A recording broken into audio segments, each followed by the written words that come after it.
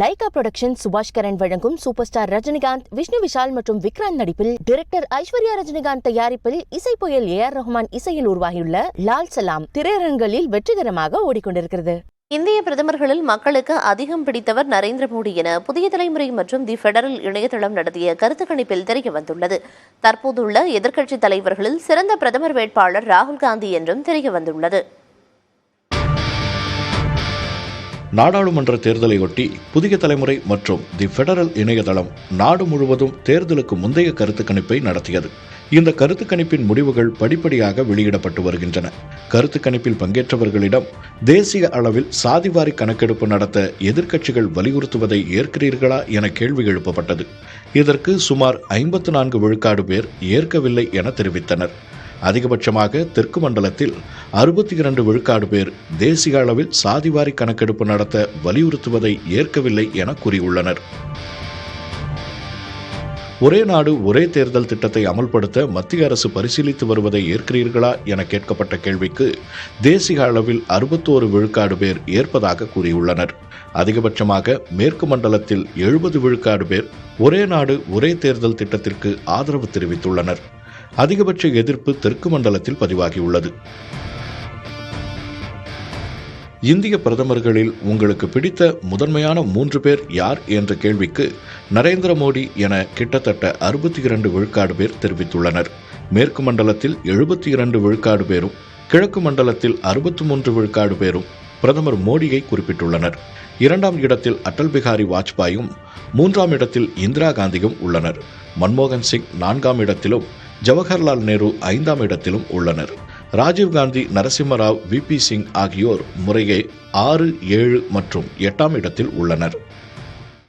நெஹ்ரு, இந்திரா காந்தி, ராஜீவ்காந்தி அவங்க 3 பேருக்குமே தேசிய சராசரியை விட தென் மாநிலங்களில் பெரிய அளவு அதிக சராசரி வந்திருக்குது.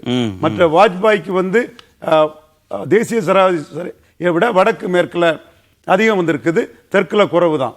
மோடியை பொறுத்த அளவில் பாஜக தெற்குலையும் முந்தைய காலகட்டத்தை விட வளர்ந்திருக்கிறதுனால தெற்குலையும் வாஜ்பாயோட கம்பேரிட் பண்ணும்போது ஓரளவு அவங்க தெற்குலையும் ஏறி வந்திருக்காங்க. இந்திரா காந்தியை இன்னும் சில விஷயங்களுக்காக இன்று கூட பேசுபொருளாக இருக்கிறத நம்ம பார்க்கிறோம். இவர் பிரதமர் திரு மோடி அவர்கள் கூட சில நேரங்களில் ஒரு சில விஷயங்களை பாராட்டி கூட செய்திருக்கார். அப்போ என்ன விஷயத்திற்காக அந்த தலைவர்கள் ஞாபகத்தில் வைத்துக் கொள்ளப்படுகிறார்கள், அந்த முன்னாள் பிரதமர்கள் அப்படின்றதான் பார்க்கிறோம். வாஜ்பாய் ஆட்சி முடிந்த அதற்கப்புறம் பிறந்த ஒரு இளம் தலைமுறை இன்னைக்கு வாக்களிக்க போகுது. 2004 அப்புறம் பிறந்தவர்கள் வாக்களிக்க போறாங்க. அப்போ அந்த குரூப் இப்போ மோடி நிச்சயமாக அந்த ஏஜ் குரூப் மத்தியில் மோடியோட பாப்புலாரிட்டி, அவர்களுடைய அந்த பாஜகவினுடைய பிஆர் மிஷினரியோட ஒர்க், சமூக ஊடகங்கள்ல குறிப்பாக நியூ மீடியால அந்த வீச்சு இருக்கு இல்லையா, அது நிச்சயம் ஒரு தாக்கத்தை ஏற்படுத்தும். அது டைரக்டா போல் இன்ஃப்ளூயன்ஸ் பண்ணும். தற்போதுள்ள எதிர்க்கட்சி தலைவர்களில் சிறந்த பிரதமர் வேட்பாளர் என நீங்கள் கருதுவது யார் என்ற கேள்விக்கு 27 விழுக்காடு பேர் கருத்து கூற விரும்பவில்லை என தெரிவித்துள்ளனர். 24 விழுக்காடு பேர் ராகுல் காந்தி சிறந்த பிரதமர் வேட்பாளர் என கூறியுள்ளனர். குறிப்பாக தெற்கு மண்டலத்தில் 45 விழுக்காடு பேர் ராகுல் காந்திக்கு ஆதரவு தெரிவித்துள்ளனர். அதற்கு அடுத்த இடத்தில் டெல்லி முதலமைச்சர் அரவிந்த் கெஜ்ரிவால் உள்ளார். 13 விழுக்காடு பேர் வேறு தலைவர் என கூறியுள்ளனர். மம்தா பானர்ஜி, அகிலேஷ் யாதவ், நிதிஷ்குமார் மற்றும் சரத் பவாருக்கு ஒற்றை இலக்க அளவிலேயே ஆதரவு தெரிவிக்கப்பட்டுள்ளது.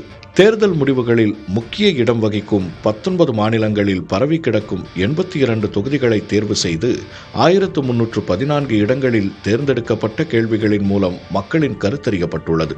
19 மாநிலங்களும் 4 மண்டலங்களாக பிரிக்கப்பட்டு இந்த கருத்து கணிப்பு நடத்தப்பட்டுள்ளது.